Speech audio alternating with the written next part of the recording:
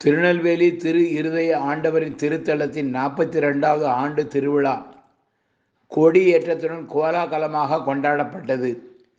மே 31ஆம் தேதி கொடியேற்றத்துடன் தொடங்கி ஜூன் 9ஆம் தேதி கொடி இறக்கத்துடன் இந்த திருவிழா நிறைவு பெறுகின்றது.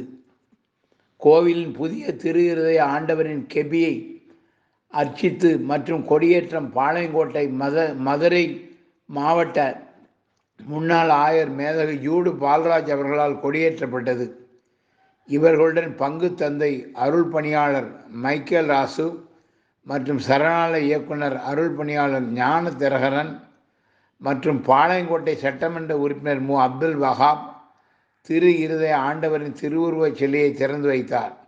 அதைத் தொடர்ந்து கொடிமரத்தில் ஏற்றக்கூடிய திருக்கொடியை கைகளில் ஏந்தி மேள தாளங்களுடன் இறை மக்களும் அருள் சகோதரிகள் அனைவரும் ஊர்வலமாக வந்து கோவில் முன்னர் கொடிமரத்தில் பாளையங்கோட்டை மறை மாவட்ட முன்னாள் மேதக ஆயர் ஜூடு பால்ராஜ் அவர்களுடன் பாளையங்கோட்டை சட்டமன்ற உறுப்பினர் அப்துல் வஹாப் இணைந்து கொடியேற்றினர்.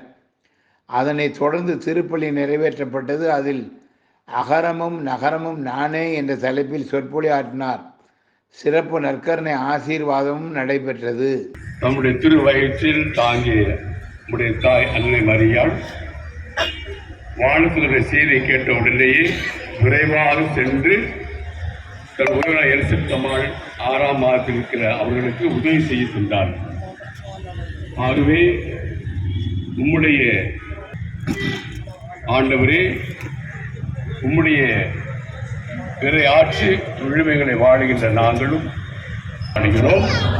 அருளிருந்த மரியை வாழ்க, ஆண்டவருடனே எழுதுள்ள ஆட்சி பெற்றவள் நீரே. திருக்கொடியானது நம்முடைய இருதய ஆண்டுடைய திருமுன் அர்ச்சிக்கப்படுகிறது.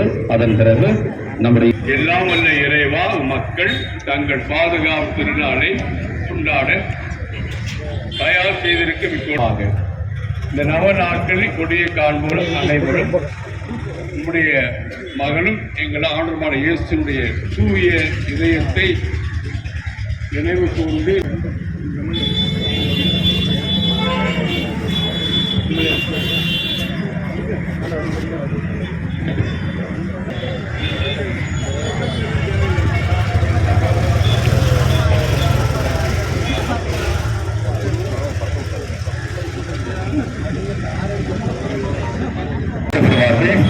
இந்த நிகழ்வின் வழியாக